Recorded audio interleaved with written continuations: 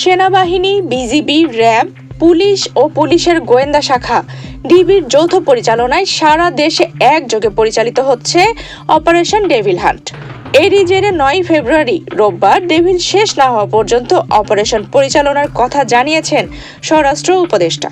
মূলত ইংরেজি শব্দ ডেভিলের অর্থ শয়তান আর হান্ট অর্থ শিকার, ফলে ডেভিল হান্টের অর্থ দাঁড়ায় শয়তান শিকার করা।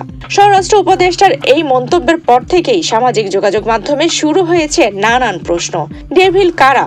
এই অপারেশনের আওতায় কারাই বা পড়বে? স্বরাষ্ট্র মন্ত্রণালয় জানিয়েছে, পতিত আওয়ামী লীগের সন্ত্রাসীরা দেশের আইন শৃঙ্খলা পরিস্থিতি যেন নষ্ট করতে না পারে, সেই জন্য এই অপারেশন পরিচালনা করা হচ্ছে। তাহলে এখন সবার মনে প্রশ্ন জাগে, এই আওয়ামী লীগকে কি ডেভিল বলা হচ্ছে? এ বিষয়ে রোববার 9 ফেব্রুয়ারি সচিবালয়ে এক সংবাদ সম্মেলনে স্বরাষ্ট্র মন্ত্রণালয়ের সিনিয়র সচিব নাসিমুল গনি বলেন, প্রতিটি অপারেশনের একটি কোড নেম দেয়া হয় অপারেশনকে ফোকাস করার জন্য। অপারেশন ডেভিল হান্টে মূলত নেতৃত্ব দিচ্ছে পুলিশ বাহিনী, তাদের সাহায্য করছে সেনাবাহিনী। যারা দেশকে অস্থিতিশীল করার চেষ্টা করছে তাদের আটক করে আইনের আওতায় আনাই এই অপারেশনের মূল লক্ষ্য। দেশের বিভিন্ন বিভাগের আইন শৃঙ্খলার দায়িত্বপ্রাপ্ত কর্মকর্তাদের সঙ্গে কথা বলে ডেভিল হান্ট বিষয়ে তারা কি ভাবছেন তা জানা যায়। তাদের কেউ কেউ বলছেন, যারা বেশি শয়তানি করবে তাদেরই আটক করা হবে।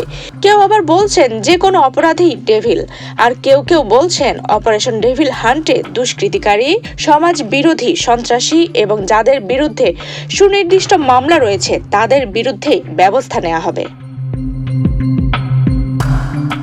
স্বরাষ্ট্র মন্ত্রণালয়ের সূত্রে জানা যায়, অপারেশন ডেভিল হান্ট একটি বিশেষ অভিযান যা 8 ফেব্রুয়ারি থেকে সারা দেশে একযোগে শুরু হয়েছে। গত 7 ফেব্রুয়ারি গাজীপুরে ছাত্র জনতার ওপর সন্ত্রাসী হামলা করে আওয়ামী লীগের সন্ত্রাসীরা।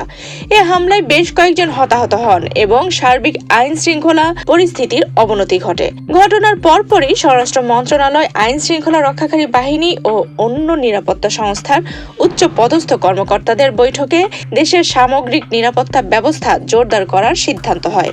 এরই ধারাবাহিকতায় 8 ফেব্রুয়ারি অপারেশন ডেভিল হান্ট নামক বিশেষ অভিযান শুরু হয়। তবে কতদিন পর্যন্ত চলবে এই অপারেশন ডেভিল হান্ট, এ বিষয়ে স্বরাষ্ট্র মন্ত্রণালয়ের সূত্রে জানা যায়, অপারেশন ডেভিল হান্টের প্রাথমিক ধাপে 1308 জন সন্ত্রাসী গ্রেপ্তার হয়েছে এবং বেশ কিছু অবৈধ অস্ত্র উদ্ধার করা হয়েছে। আইন শৃঙ্খলা রক্ষাকারী বাহিনী জানিয়েছে, এই অভিযান দীর্ঘমেয়াদী হবে এবং সন্ত্রাসবাদের মূল উৎপত্তিস্থল চিহ্নিত করে ব্যবস্থা নেওয়া হবে।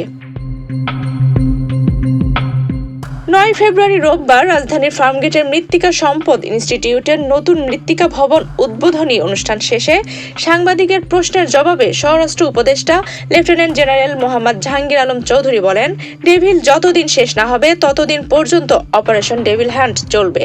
যারা দেশকে অস্থিতিশীল করবে তাদের টার্গেট করে ডেভিল হান্ট অপারেশন চলবে। গাজীপুরে যারা ছাত্র জনতার উপর হামলার ঘটনা ঘটিয়েছে তাদের অনেককেই আইনের আওতায় আনা হয়েছে, তাড়াতাড়ি বাকিদেরও আনা হবে। আফসানা রিপা, বাংলাদেশ প্রতিদিন।